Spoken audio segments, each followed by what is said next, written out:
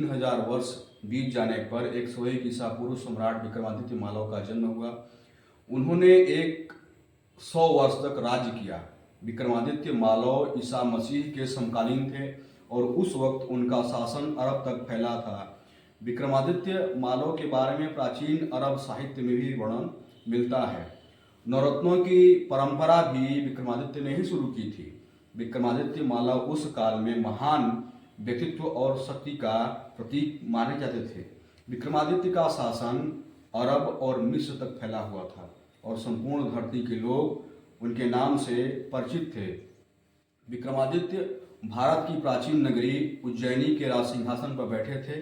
विक्रमादित्य मालव अपने ज्ञान, वीरता और उदारशीलता के लिए प्रसिद्ध थे, जिनके दरबार में नवरत्न रहते थे। कहा जाता है कि विक्रमादित्य बड़े पराक्रमी थे और उन्होंने शकों को परास्त किया था। देश में अनेक ऐसे विद्वान हैं जो विक्रम संवत को उज्जैन के राजा विक्रमादित्य मालव द्वारा ही परिवर्तित मानते हैं। इसके अनुसार विक्रमादित्य मालव के 3044 कली अर्थात 57 ईसा पूर्व विक्रम संवत चलाया गया। नेपाली राजवंशावली अनुसार नेपाल के राजा अंशुवर्मन के समय ईसा पूर्व पहली शताब्दी में उज्जैन के राजा विक्रमादित्य मालव के नेपाल आने का भी उल्लेख आपको मिलता है। Bharat, Pakistan, Afghanistan, Tajikistan, Uzbekistan, Kazakhstan, तुर्की, Africa, Saudi Arabia, Nepal, Thailand, Indonesia, Cambodia, Sri Lanka, चीन का बड़ा भाग इन प्रदेशों पर विश्व के बड़े भूभाग पर था। और इतना ही नहीं, सम्राट विक्रमादित्य मालव ने रोम के राजाओं को भी हराकर विश्व विजय भी कर लिया था। जो रोम देशाधिपति शंकेश्वर जित्वा, इसका अर्थ है कि उन्होंने रोम के राजा और शक राजाओं को जीता था। कुल मिलाकर 95 देश जीते। आज भारत में प्रजातंत्र है, लेकिन भारत में शांति नहीं है।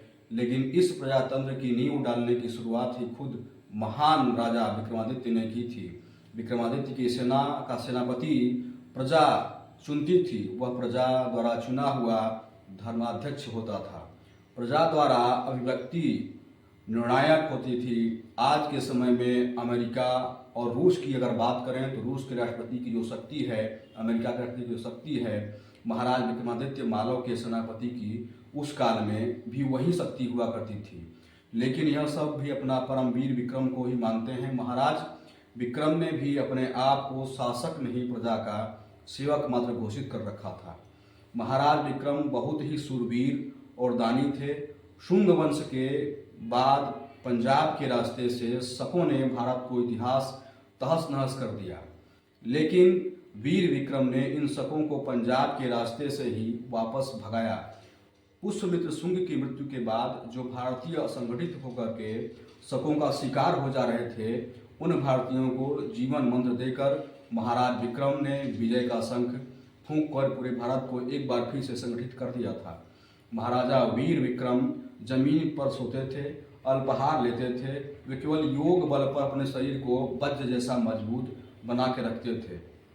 उन्होंने महान सनातन राष्ट्र की स्थापना कर मिल गया था। ऐसा भी एक समय आया जब सारे भारतीय अहिंसा परमो धर्म वाला बाजा बजा रहे थे। विदेशों में हमले हो रहे थे और देश में भी हमले हो रहे थे। हमारे देश के ऊपर अहिंसा में पंग होकर बैठ गए। भारत के अस्ताचाल से सत्य सनातन धर्म के सूर्य का अस्त होने को हो चला था। प्रजा दुखी थी। विदेशी शक, होड़, कुषाण शासकों के आक्रमण से त्राही त्राही मची थी। ऐसे महान विपत्ति काल में धर्म और ब्राह्मण निहितार्थ की कहानी को चरितार्थ करने वाला, प्रजा ही रक्षा करने वाला, सत्य तथा धर्म का प्रचारक वीर महाक्रमी पराक्रमी विक्रम मालव पैदा हुए। इनके पराक्रम का अंदाजा आप इसी सी बात से लगा सकते हैं कि जावा, सुमात्रा तक के सुदूर देशों तक इन्होंने अपने सेनापति नियुक्त कर रखे थे। उत्तर पश्चिम शकों का मान मर्दन करने के लिए मुल्तान के पास जागरूक नाम की जगह पर महाराज विक्रम और शकों के भयानक युद्ध हुआ। विशेषकर राजपूताना के उत्तरा पश्चिमी राज्य में शकों ने उत्पात बचा रखा था। मुल्तान में विक्रम की सेना से परास्त होकर शक जंगलों में भाग गए। उनके बाद उन्होंने फिर कभी आंख उठाने की हिम्मत नहीं की, लेकिन उनकी संतान जरूर फिर से भारत देश में बार बार आक्रमण करती रही। विक्रमादित्य मालव के काल के सिक्कों पर जय मालवाना लिखा होता था। विक्रमादित्य के मातृभूमि से प्रेम से इतना अच्छा उदाहरण क्या हो सकता है। सिक्कों पर अपना नाम न देखकर अपनी मातृभूमि का नाम दिया। आज हमारी सनातन संस्कृति केवल विक्रमादित्य मालव के कारण अस्तित्व में है। अशोक मौर्य ने बौद्ध धर्म अपना लिया था और बौद्ध बनकर 25 साल राज्य किया।